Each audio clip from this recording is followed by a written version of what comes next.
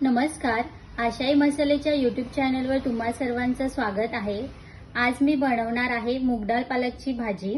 ती आशाई मसाले वापरून बनवणार आहे। एकदम झटपट होणारी ही रेसिपी आहे आणि अगदी कमी साहित्य यासाठी लागतात। इथे कुकर मध्ये मी 2 पळी तेल घातलेलं आहे। आता यामध्ये नंतर 2 बारीक चिरलेले कांदे घालायचे। यामध्ये घालायचे पाव चमच हिंग, अर्धा चमच आशाई हळद पावडर, अर्धा चमच लाल तिखट, 2 चमच आशाई काश्मीरी मिरची पावडर, याने भाजीला रंग खूप छान येतो, अर्धा चमच धना पावडर। हे सर्व तेलामध्ये चांगले परतून घ्यायचं। आता यामध्ये घालायचा आहे एक छोटा बारीक कट केलेला टोमॅटो। आता यामध्ये घालायचं आहे वाटण।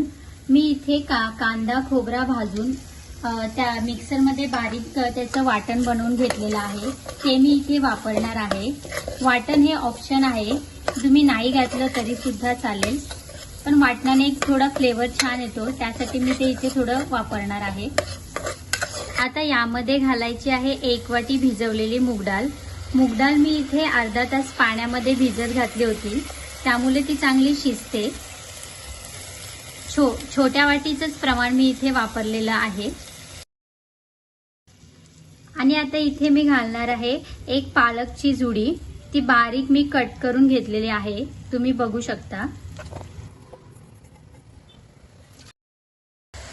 मीठ घातल्यानंतर एक 5 मिनिटं आपण त्याला सतत हलवून घ्यायची, त्यामुळे पालक मऊ पडतं आणि पालक मधलं पाणी रिलीज होतं आणि मग आपल्याला वरून पाणी घालण्यासाठी पाण्याचा अंदाज सुद्धा येतो।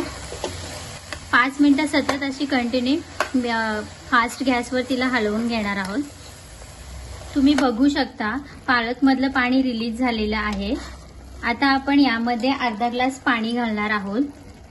तुम्हाला भातासोबत खायची आहे किंवा भाकरी सोबत खायची आहे, त्या हिशोबाने तुम्ही पाण्याचा वापर केला तरी सुद्धा चालेल। आणि झाकण लावून मीडियम गॅसवर 3 शिट्या काढून घ्यायच्या आहेत। इथे मी कुकर मध्ये 3 शिट्ट्या काढून घेतलेल्या आहेत, तुम्ही बघू शकता आपली भाजी मूग डाळ पालक एकदम चांगली शिजलेली आहे, जी तुम्ही भातासोबत किंवा भाकरी सोबत सुद्धा खाऊ शकता। अगदी कमी साहित्यामध्ये होणारी आणि पटकन झटपट 10 मिनिटात होणारी ही रेसिपी आहे। आपली आशाई मसाले वापरून बनवलेली मूग डाळ पालकची रेसिपी तयार आहे।